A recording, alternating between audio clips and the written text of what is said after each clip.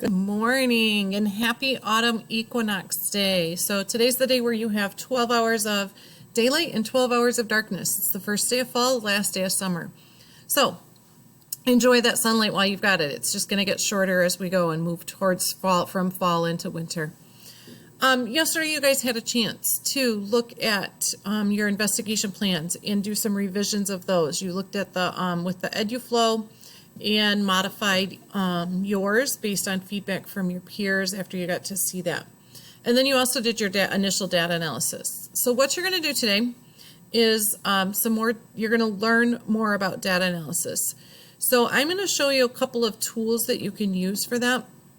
The biggest thing with data analysis is that you're looking at your data and using it to tell your story. So it's like when we were looking at the images of the pig, and we use those images and the observations from the pig's pictures to write the story about the pigs, the wolf, Little Red Riding Hood, the grandma, and put that all into a cohesive story by using that data.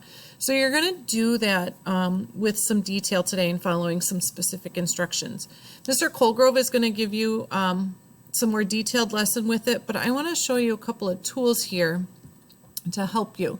The biggest thing is anytime you're doing data analysis, especially when you have that quantitative data, which you almost always will, you want to make a graph.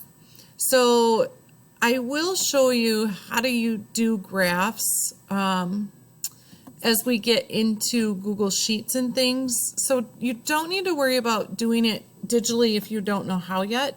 What I would like you to do to make your graph is do it on a piece of paper. If you have graph paper, that's awesome.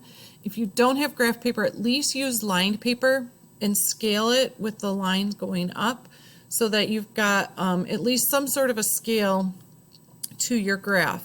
And then you could use a ruler and make some even spaces across the bottom. You guys all have a ruler because I sent those home with you. So for data analysis, you're going to click on the Science Skills reference document. It's here underneath the resources. So as you click on that, you get this beautiful document here. And we're working on data analysis today. So you're going to click on the blue box. And in here, you should have access to all of this information. Okay. So I said you need to make a graph. Well, what kind of graph are you going to make? There's this graph choice chart. And with the graph choice chart, it allows you to kind of think about what kind of data you have and what kind of data might I make.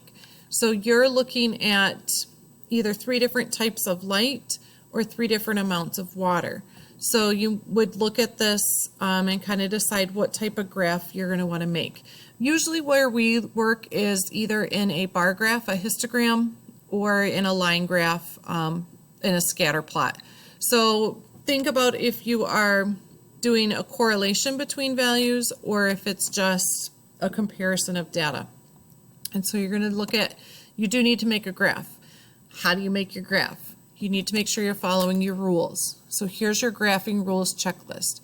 Here are the 6 things to make sure that you always include in your graph.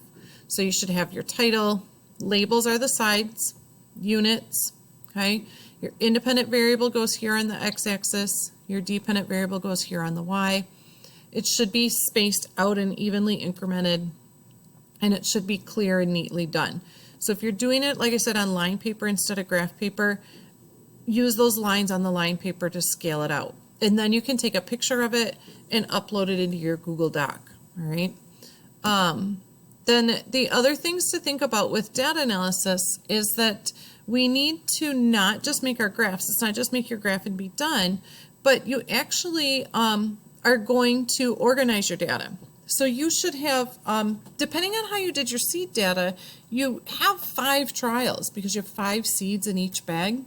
So you would want the average growth of those 5 seeds. So you would calculate the average, add them up, divide by 5, get your average, and then you're going to graph the average values. We're not going to graph all of the titles. And that's what this organizing is doing the math that's necessary to get it organized to then represent it. And we're going to do averages as often as we can. This is the step that's often forgotten, this interpretation. So what you need to do is look at your graph and then say, what does the data tell me? What do I know about seeds and germination and water, or seeds and germination and light from the data that I have? So this is where you're going to tell me the patterns or the trends. Also summarize the qualitative data that you saw over time. So how the color maybe changed, or how the smell changed. All of those things go into several sentences in this interpret. So when you do data analysis, you should always have the data reorganized, averaged, put into a graph following those graphing rules, and then interpret that data in some way. Okay, so make sure that you're real clear with that. The other things that are in here, this data analysis poster is similar to the flyer at the bottom. It kind of puts it more into like a descriptive checklist instead of more of the visual that you saw there. So you can use that. And then the final thing is this Google Doc, which is the rubric. So this is what gets used as you're doing data analysis throughout the year. Again, there's a checklist here with things. When you see this, the blab, that would be on paper. That's like a paper notebook. And then here's the actual rubric, where your goal is to live in this range over here in the advanced, where you have very clearly done your data analysis. Okay, so we will spend time on learning more about this throughout the year, but you will see the video from Mr. Colgrove with some more details and information on it, and then you can use these documents. And your job tomorrow, or during class, on your today for your remote day, is to work on your seed germination template. Okay, if it's submitted, if you've turned it in, you can unsubmit it. Just make sure it's turned back in when you get done with doing your revisions today, because I probably have not looked at your all your investigation plan yet.